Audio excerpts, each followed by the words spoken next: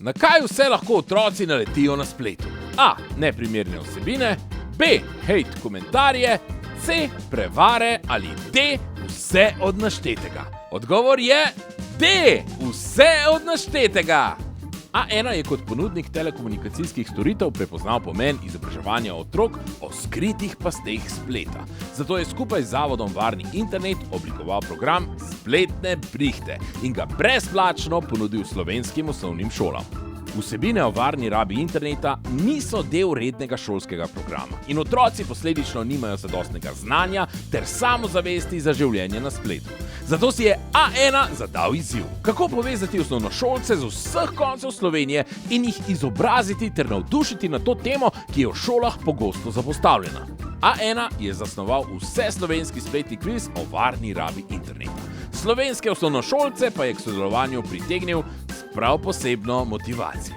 Skupaj bodo poskušali podreti Guinnessov rekord za največji spletni kviz na svetu. No, na pomoč sem priskočil tudi jaz, zdaj šlo stare, so voditeljico Sofijo in tako smo v studiu pripravili digitalni dogodek, ki smo ga otrokom v živo predvajali na YouTube. V dobri uri sočasnega reševanja kviza smo povezali preko 20,000 učencev 2. in 3. triade, ki so na telefonih, tablicah in računalnikih preizkusili svoje znanje, se izobrazili v pasteh interneta in se ob tem še zabavali. Poskus podiranja rekorda je nadziral uradni razsodnik Guinness World Records, medtem ko so prostovoljci, zaposleni A1 Slovenija, nudili pomoč učiteljem in učencem na četrtini sodelujočih šol po celi Sloveniji. In točno ob 12 in 19 minut so slovenski osnovnošolci podarili Guinnessov rekord! Okay, I can confirm I've been validating the analytics backstage.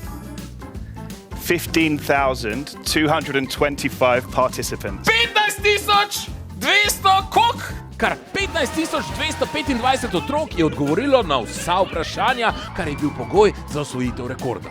Prejšnji rekord smo tako presegli za več kot 2-krat. Projekt je bil medijsko izjemno odmeven, saj je privabil vse večje nacionalne in regionalne medije.